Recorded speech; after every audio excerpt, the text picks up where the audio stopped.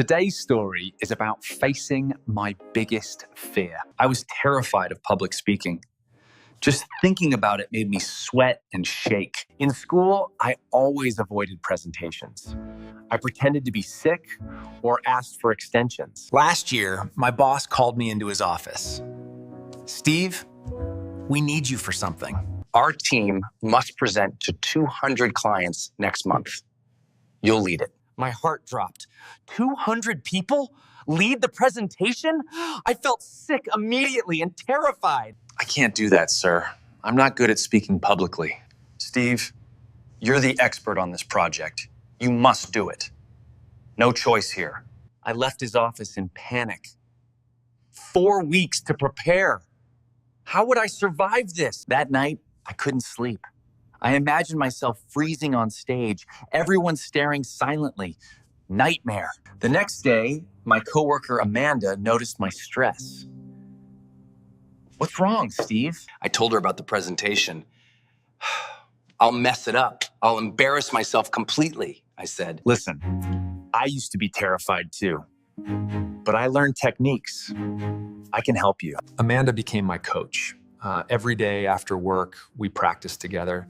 She was incredibly patient, always. First rule, know your material perfectly. Confidence comes from preparation. I studied everything. Statistics, charts, talking points. I memorized every single detail completely and thoroughly. Second rule, practice out loud. Stand up. Speak like people are watching. I practiced in front of my mirror at home. It felt silly, but helped significantly. Amanda recorded me on video. Watch yourself. See what you do when nervous, she suggested. I watched the video. I touched my face constantly, avoided eye contact, and spoke too fast. Now you know what to fix. Do it again, slower this time. Week by week, I improved. My voice got steadier. My posture got better. Confidence grew slowly. Third rule, breathe deeply. When nervous, we forget to breathe properly. I practiced breathing exercises daily. In through the nose, out through the mouth. Simple, but effective. Fourth rule, make eye contact. Pick friendly faces in the audience. Talk to them, she advised. Amanda brought colleagues to watch me practice. Small audience first, building up gradually and carefully over time. 5 people watched, then 10, then 20. Each time got easier. Progress was definitely happening now. The week before the presentation arrived, I was still nervous, but felt more prepared now. You're ready, Steve. You know this material better than anyone else does. Believe in yourself. The night before, I couldn't eat dinner. My stomach was in knots. Anxiety was overwhelming me. I called my mom. What if I fail? What if I freeze up there? I asked. Steve, you've worked so hard. Just do your best. That's all anyone can ask. Presentation day arrived. I wore my best suit. I checked my slides 10 times already. We arrived at the convention center. It was huge. The auditorium had rows and rows of seats. People started filling the seats. 50, 100, 150.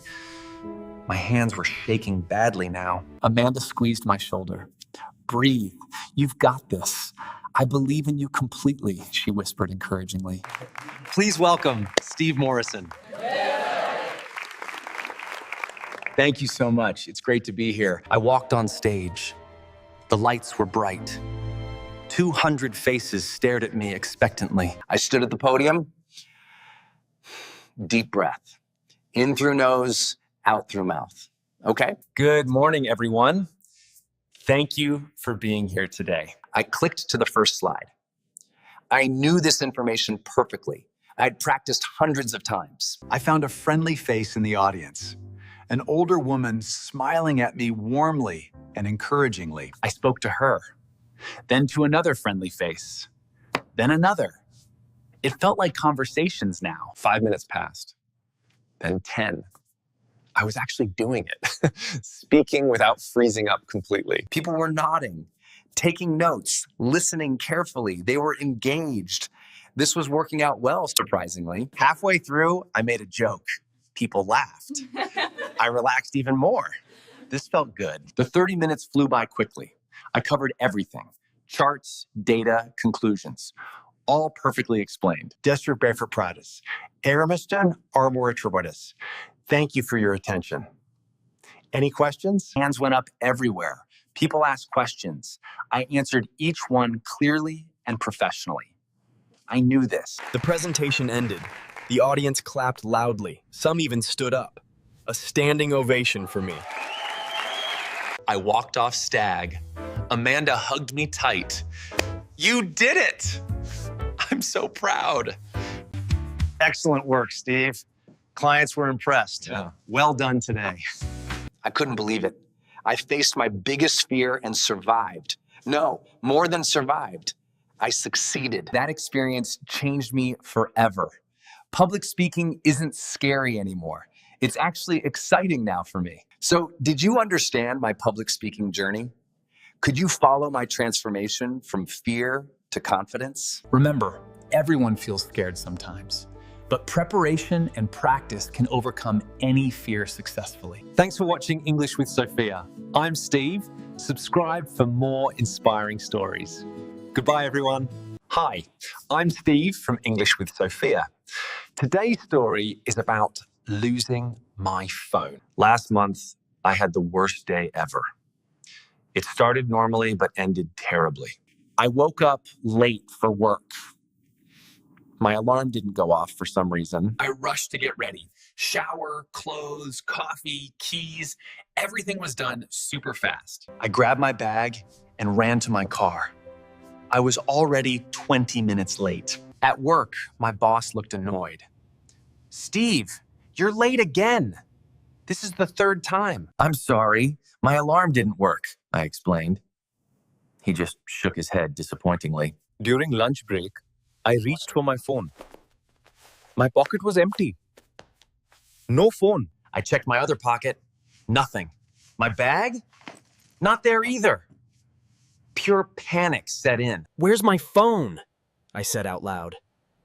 My coworker looked at me, concerned and worried. I searched my desk frantically, under papers, in drawers, everywhere possible. Still nothing found. I tried to remember. When did I last use it? This morning? In the car? I ran to the parking lot. Maybe I dropped it in the car somewhere. I searched under seats, in cup holders, between cushions. It wasn't there anywhere at all. My heart was racing. My whole life was on that phone. Photos, contacts, everything important. I used my coworker's phone to call mine. Maybe someone found it and would answer. It rang once, twice, 3 times. Then voicemail. Nobody picked up the call, sadly. I tried again. Ring, ring, ring, voicemail. This was not looking good at all. Maybe it's at home, my coworker suggested helpfully. Did you check there before leaving? I couldn't remember. This morning was so rushed and chaotic. Everything was blurry now. Work ended at 5. I drove home quickly, hoping my phone was there. At home, I searched everywhere. Kitchen counter, bedroom, bathroom, living room. Every single place. I checked the couch cushions. I looked in the refrigerator. Yes, the refrigerator. People do that. Still nothing. Where could it be? I was going crazy with worry and frustration. I sat down, trying to think logically. Retrace your steps, Steve. Think carefully now. This morning, alarm, shower, coffee, keys, bag, car. Where was my phone during? Wait, I remembered something. I was drinking coffee and checking my phone simultaneously this morning. I ran to the kitchen. I looked at the coffee maker. Nothing there nearby. Then I looked at the trash can. Could I have accidentally thrown it away? I opened the trash lid. Coffee grounds, banana peel, tissues. I started digging through it. My hands were dirty and disgusting. But I had to find that phone desperately. Nothing in the trash. Where else? I was running out of ideas completely now. I went back to my car, searched again more carefully. Under the floor mats, too. I opened the trunk. Old gym bag, spare tire, jumper cables, no phone anywhere. Then I remembered. I stopped for gas this morning. Maybe I left it there. I drove to the gas station immediately. My last hope. Please be there, please. I talked to the cashier. Did anyone turn in a phone today? Black case? Let me check. Sorry, man. Nothing here today. My heart sank completely. It was gone forever. I drove home feeling defeated. I would have to buy a new phone. So expensive. At home, I collapsed on the couch. What a terrible day this had been. I sat there for a minute. Then I felt something hard under my leg. I reached under the cushion.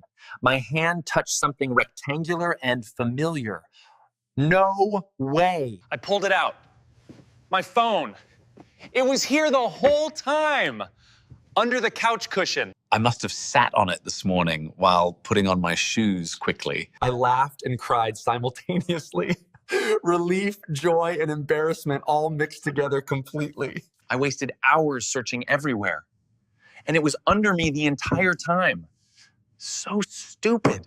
This experience taught me important lessons. First, slow down in the mornings. Rushing causes mistakes. Second, check obvious places first, like where you were sitting. Start simple always. Third, maybe don't panic so quickly. Take a breath. Think calmly and logically first. So, did you understand my phone nightmare story? Could you follow my crazy search? I hope this made you laugh. We all lose things sometimes.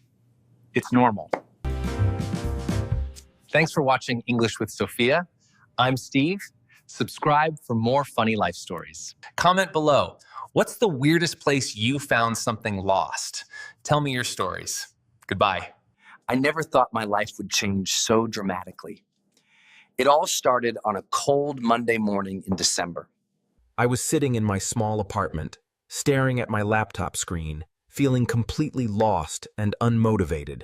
My job had become boring and repetitive.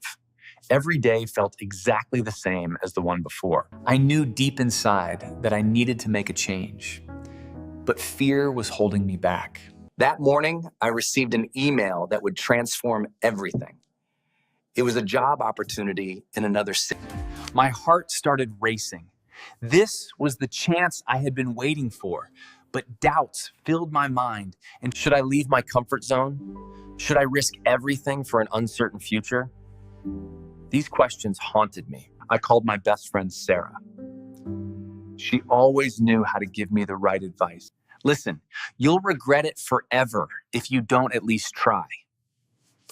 What's the worst that could happen? Her words echoed in my mind for hours. She was absolutely right. I had nothing to lose. The next day, I submitted my application with trembling hands. My entire body was filled with nervous energy. 2 weeks passed slowly. Every morning, I checked my email anxiously, hoping for a response. Finally, the reply came. They wanted to interview me. I couldn't believe my eyes when I read it. I spent the next week preparing intensively. I researched the company, practiced answers, and studied their industry. The interview day arrived. I put on my best suit and looked at myself in the mirror. You can do this. Believe in yourself and show them what you're capable of. The interview lasted 2 hours.